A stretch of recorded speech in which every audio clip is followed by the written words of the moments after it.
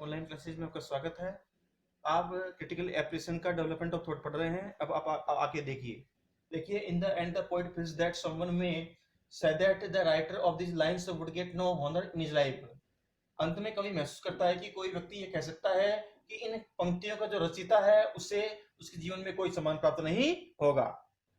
He could be seen wandering on the upland lawn to reach the churchyard. उसको मतलब कवि को कब्रिस्तान तक पहुंचने के लिए मैदान तक ऊंची भूमि पर घूमते हुए देखा जा सकता है। मतलब कवि को कब्रिस्तान तक जो मैदान पहुंचता है उस ऊंची भूमि पर उसको घूमते हुए देखा जा सकता है। तो देखिए वांडरिंग का मतलब घूमना, अपलैंड का मतलब ऊंची भूमि, लॉन का मतलब मैदान, जिसका मतलब पहुंचना, और चर्चयार्ड का मतलब कब्रिस्तान। He used to search out his body at the foot of a beech tree and watched the soft murmuring brook. उसे आदत थी अपने शरीर को पसारने की। एक फुट बिच जो पेड़ था, बिच जो वृक्ष था, उसकी एक फुट तक अपने शरीर को पसारने की उसकी आदत थी, और वह उस कोमल फुसफुसाते हुए सरगोशी करते हुए उस नाले को देखा करता था।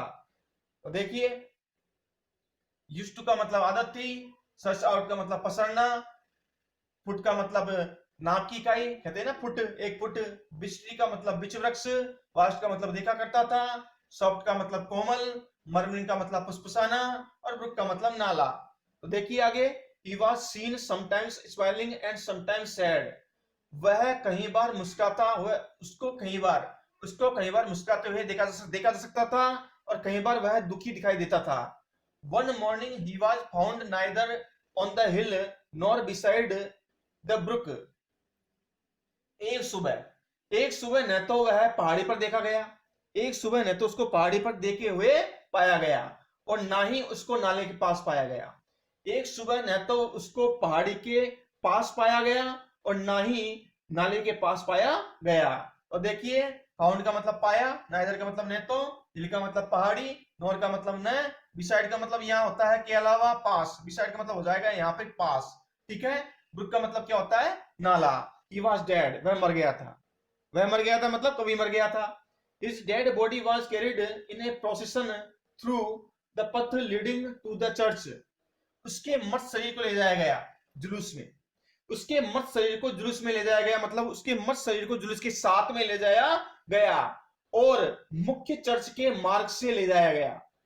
उसके मृत शरीर को मुख्य चर्च के मार्ग से जुलूस में ले जाया गया। तो देखिए कैरिड का मतलब क्या होता है, ले जाया गया, प्रोसेशन का मतलब जुलूस, थ्रू का मतलब में, लीडिंग का मतलब होता है मुख्य, पथ का मतलब मार्ग। आगे देखिए, the epitaph engraved on his grave says that the poet lived in obscurity. स्मारक लेख जो उत्कीर्ण किए गए थे उसकी कब्र पर, स्मारक लेख जो उत्कीर्ण किए गए थे उसकी कब्र पर यह कहते हैं कि कवि रहा हमेशा अज्ञात में, गुमनामी में रहा। तो देखो एपिटेप का मतलब स्मारक लेख, एनग्रेव्ड का मतलब उत्कीर्ण किए गए, ग्रेव का मतलब कब्र, और ऑब्सक्यूरिटी का मतलब होता है गुमनामी, अज्ञात। आगे देखिए, he had a melancholy disposition, वह दुखद स्वभाव में था, मेलंकोली का मतलब दुखद होता है, डिस्पोजिशन का मतलब होता है स्वभाव, वह हमेशा दुखद स्वभाव रखता था। He was favored by the goddess of learning, ज्ञान की देवी हमेशा उसके पक्ष में थी, फेवर्ड का मतलब पक्ष में होना, गॉडेज का मतलब देवी होता है, और लर्निंग का मतलब ज्ञान।